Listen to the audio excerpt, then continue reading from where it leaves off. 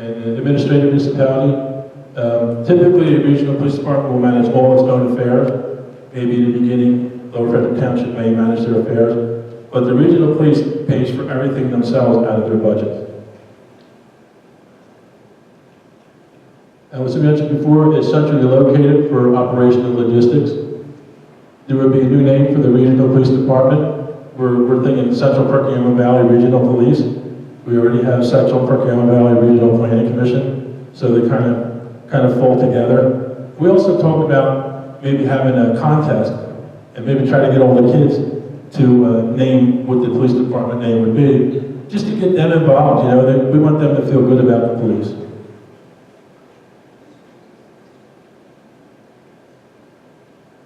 Okay, at this point, I know that's I know that's a quick thing. That was a quick thing that I went through, but I just try to kind of put things a little bit into perspective of what we're doing and how we got to where we are. Does anybody have a question in reference to what I was talking about at this point? Warren? So I want to make sure I understand exactly what you were saying. We would have an officer in each of those districts at all times, 24/7? Yeah, I'll talk about that. 24/7? Yeah. Okay, to do that, how many cops will you need to have? We're gonna show that to you. Okay. He's gonna bring that up. There was gonna be a cop in each zone. That's how the zones were gonna be managed. In each zone 24/7? Yeah, there would be a minimum of nights 2 police on, plus a sergeant. But he'll get more into that, how that works. Anybody else a question? Excuse me. So I'm a resident of Perkiomen Township. How much do we currently pay for our coverage of state police? State police, nothing. Nothing? Right. It's not part of our property taxes or anything of that nature? Well, I guess it's part of the State tax. state tax. Taxes, right? Yeah. Yes. Can you just talk a little bit about the allocations? So there's 3 townships, as I understand it. Perkiomen Township being the most heavily populated, or the most roads. Are you thinking of dividing it 1/3, 1/3, 1/3? Will Perkiomen be carrying more of the weight from a financial standpoint? Well, we're looking at 4, including Schwenksville, and Joe has that broken down to the dollar and how it was done. So we will get that answer for you. And I hope you guys will pay attention to what happened in Upper Perk. So where things you get wrong, Well, no, I understand that, and that's a legitimate concern, and that's why the intergovernmental agreement is so important, how you write it. And the other thing is that it's important that you only have 1 representative from each municipality.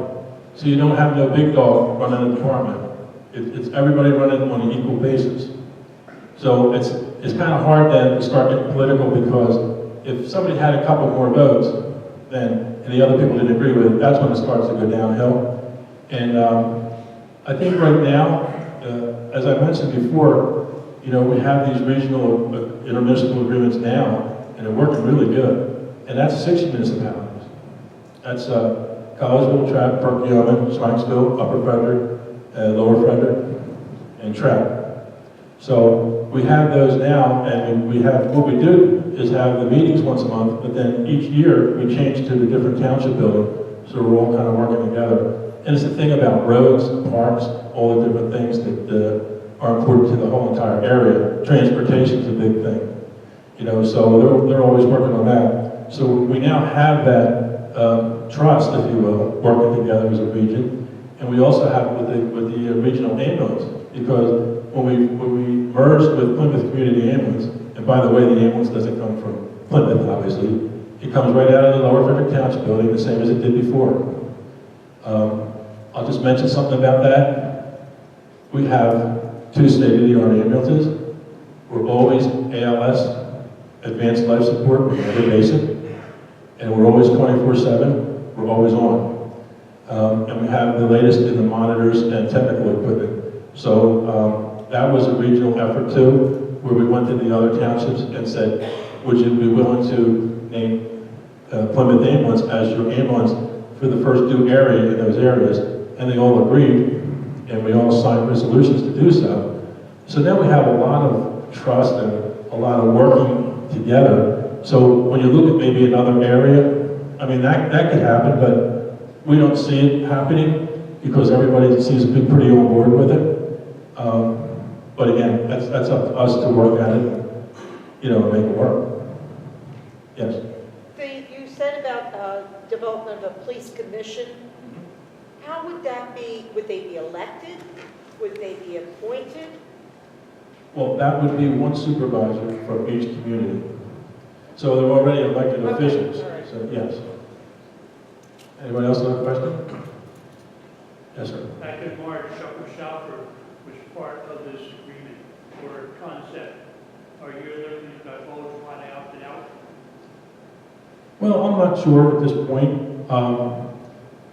The only thing about it is we let them know for sure that it's real easy to opt in if they wanted to.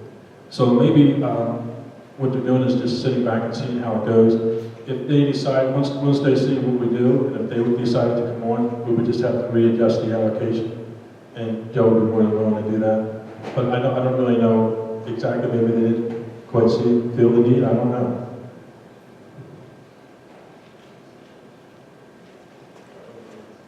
Another one, I'm sorry, go ahead. So I know one of the slides you had was why it's advantageous to do today, or from an economic standpoint. But are there other factors involved? Have we experienced an uptick in crime in each of these communities? Kind of what are the reasons for this today? Well, as far as the crime, we kind of gauge it by the kind of crime that we have in Lower Frederick, because we know what it is, or at least we know about most of it. You know, the stuff that goes unreported we don't know about.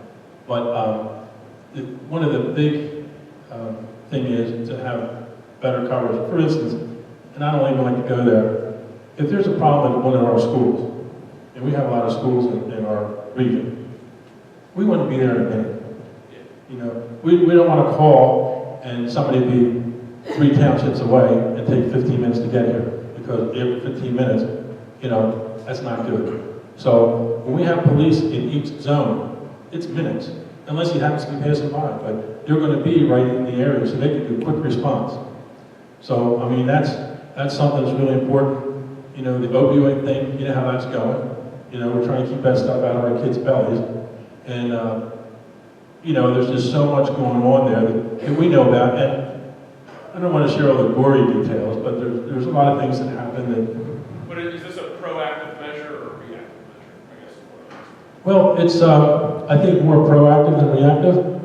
We're trying to prevent crime, but we're also trying to prevent the future crime by putting this in place. We're trying to be ahead of the curve for when the state actually does finally pass one of these budgets. And the thing of it is now, is really important, the most important thing. Right now we have the spirit of cooperation. The supervisors are all on board with the study. You can't say that everybody's going to be on board in the end, because now we're coming to the time where decisions need to be made. Anybody else? Yes. I know in some of the information, there's 2 studies involving Perkiomen Township or not involving Perkiomen Township. So my question regarding the schools, you know, if there's an incident at the high school, Perkiomen Township is not a part of it, and we have this amazing regional police department, and we're waiting for state police to respond to the high school. So will you go into why Perkiomen? Well, what we're going to do is we're going to have one presentation with everybody in it. Joe just said this is what it would look like if they didn't, and we didn't ask him to do that, but he just said he wanted to show a cost difference. That was basically a cost So difference there's thing. not reluctance from Perkiomen to be involved? There's not reluctance from Perkiomen Township to be involved or not? No, not at all. Not at all. No. Matter of fact, Dean Becker has been a proponent of it for quite some time. I don't know if you know Dean or not. Yes. Bill, I know it's not like call out, but it's also that it's not part of working by the school district. Is there any ask of the school district to weigh in on this, whether financially or just their opinion?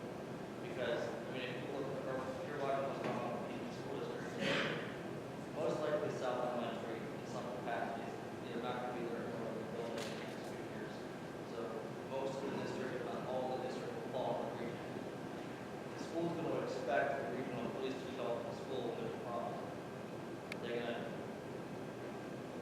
I know the superintendent is very interested. I didn't have the conversation. Oh, okay. Let me set that mic over here and you can say it again. Long story short, I was asking if PV School District has weighed in and if their intent is to participate financially as well. They have weighed in, they're very interested. If they want to have a resource officer, a school officer, then we'd have to talk numbers with them. The officers will be available, obviously, if there's a problem, but sometimes you want to have a school resource officer there all day long, and then we would be able to provide that if that's what they want, but they would have to come to the table too.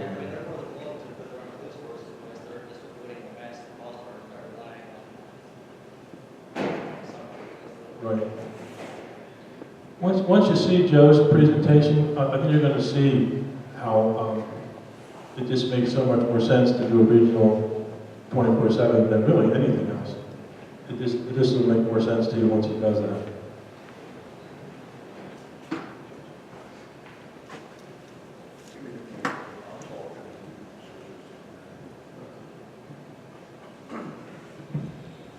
I'll let my assistant switch the PowerPoint around here while I'm introducing myself.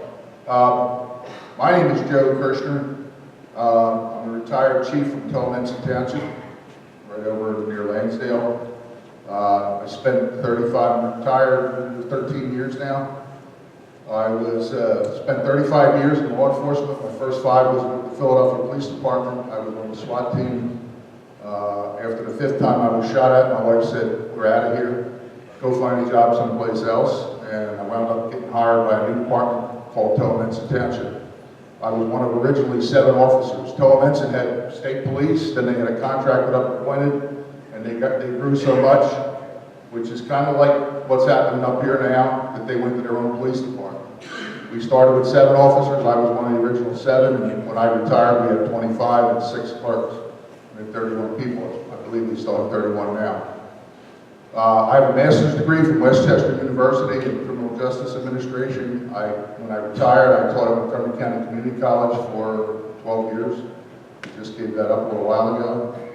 I graduated at FBI National Academy. I've been working with DCED, which is the agency that actually did this study. That's the Department of Community and Economic Development. It's a mouthful, but they're the state agency, and I've been working with them actually for 30 years now. I've done over 40 different types of studies, most of them regional.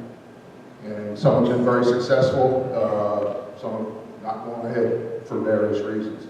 But how we got involved in it, how the state got involved in it, is after all the preliminary stuff that Bill mentioned before with the municipalities, is they decided that the 4 of them, Lower Frederick, Upper Frederick, Perkiomen, and Schwenksville, wanted to do it. They wanted to get the feasibility study. They wrote letters of intent to the state. We came down, had meetings with them, and the state basically assigned me to do the study. I live in Bucks County, so I'm fairly close. I'm familiar with the area, obviously. I was president of Montgomery County Chiefs Association during my tenure, so like I said, I basically spent my entire career in Montgomery County. So that's who I am, and that's why I'm here. Like I said, we're going to show you the PowerPoint. We're going to talk about a lot of stuff. The ideal would be, obviously, if we could get all 4 municipalities to go together. Is it going to cost you? Yeah. Is it worth it? Obviously, I think so. Good policing is expensive. But so is security for your communities, and the all the problems we're having now today with the schools and the violence coming up. And if you look at the development, I don't have to tell you, you guys drive around more than I do. You can't drive down too many roads without seeing signs up. Development here, development there, it's coming. It's coming. Perkiomen's had it for a number of years, and Lower Frederick and Upper Frederick, and you're not too far behind. And you've got it all around you. You've got Limerick, you've got Upper Providence. So, you got to look at you can't look at it yourself and say, well, we got a wall around us, because you really don't. And the state police are a good agency, there's no doubt about it, but they'll be the first to tell you they're stretched very thin. And when you see some of these numbers, I think you'll be amazed. I've had people tell me, oh, there's 200 state troopers in Montgomery County. No, there's not. And you'll see some of the numbers and stuff like that. So I'll sit down and do the PowerPoint. hold your questions till the end if you don't mind, and I think we'll be able to answer everything for you. Okay, thanks. If you can't hear it, give me a yell. I can hear it.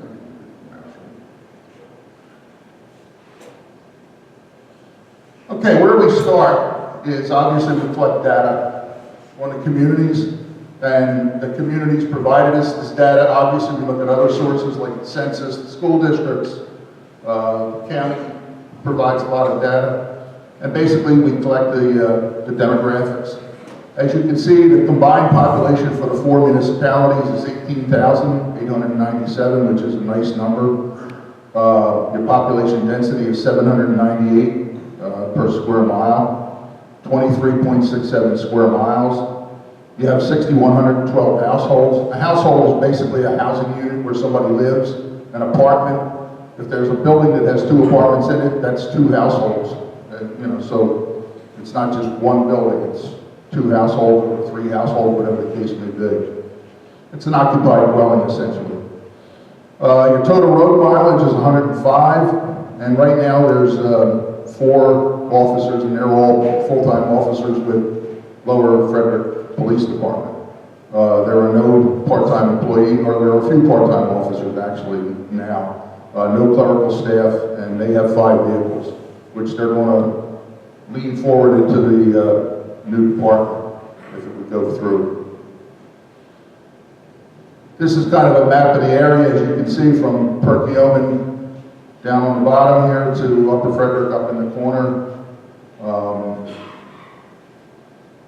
And what we would propose is that the regional police headquarters be housed at the Lower Frederick Township Municipal Building, the existing police department that's there now, for 2 reasons. Obviously, A, they already have a police station there. They've got a holding room, they've got interview rooms, they've got a garage, they've got equipment rooms.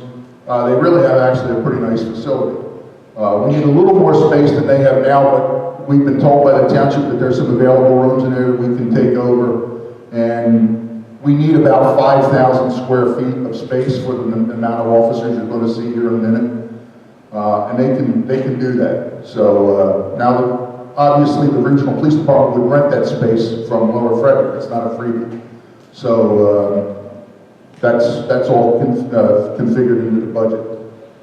The other second option is if they decided to do that, Perkiomen, because they have more of a population center down this end of the area, would be to put a substation at the Perkiomen Township Municipal Building. Basically, all you need is 1 room, just for people to go to meet an officer. If the officer has to go make a phone call there, or somebody wants to come in and talk to an officer down there, rather than going up to the main station, they can meet them at the substation. The officer can go in. It's right across the street, obviously, from the school complex there, which is handy for issues there.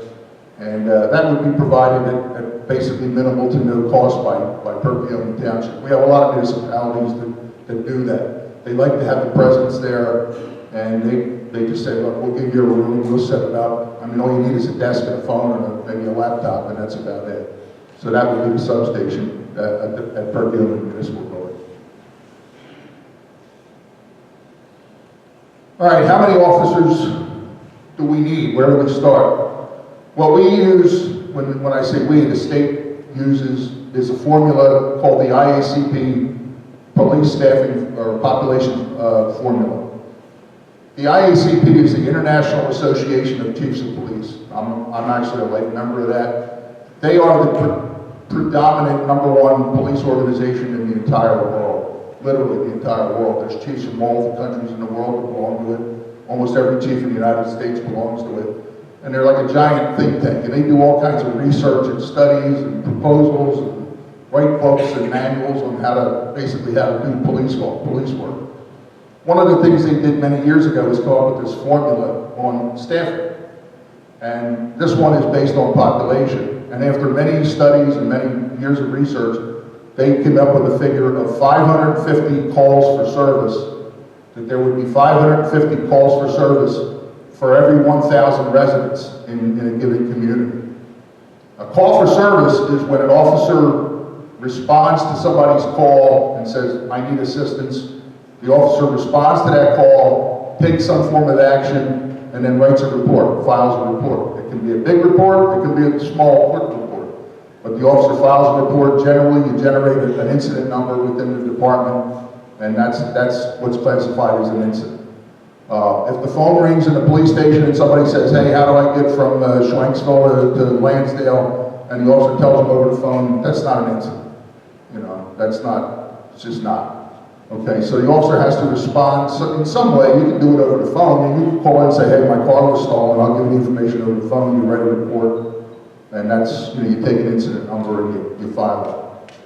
But the IACP again says that there's 550 for every 1,000 residents. So based on that, we can project that there would be 10,393 calls for service for a population of 18,897. That's each year, 10,000 calls for service, which is, you know, about what, 800-900 a month.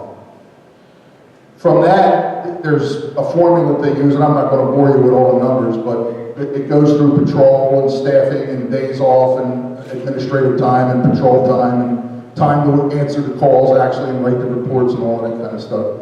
And it comes out to basically 14, and it says that for 18,000 people with 10,300 incidents, you need 14 patrol officers. That's just patrol officers. That's cops out on the street in uniform. We then looked at other factors. We look at the crime rate.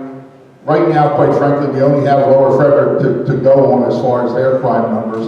The state police, we don't usually get their numbers, and they handle different things than local municipalities do anyway. Local municipality may respond to a vandalism call. Sometimes the state doesn't do that. So the numbers are a little bit different. I'm not saying they're unreliable, but they're different. So we kind of go with this, and this has been a very, trust me, very tried and true formula when it comes to that.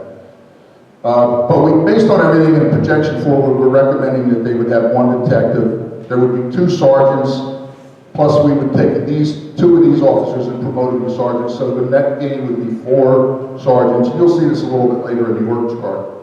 And obviously a chief of police. After that, we would recommend 2 full-time clerical people. One would be an administrative assistant / clerk for the chief, because a lot of the stuff, the paperwork and everything in a regional department has to be done in-house by the department. The regional department doesn't have a municipality to go into the township office and say, here, do this for me. They're kind of on their own, and they have to do everything in-house as far as accounts payable and actual payroll and their budget and all of those things. So an administrative assistant to do that is a good thing, and then another clerk to handle the general paperwork for the actual police department, answer the phones, give out the reports, make copies, deal with the public, etc. I'm big on clerks. The main thing the clerks do is keep cops on the road, and that's what you want. Cops belong out on the road. The cops don't belong at a desk answering the phone or typing a report. And we need to be able to do that. Look at a couple other just regional and state comparisons to show you what kind of the rest of the state's doing. Here's a study or a survey that we did of 17 current regional police departments in the state of Pennsylvania. From a population of 7,500 up to 20,000, and obviously you fall in that category. If you look at the red line,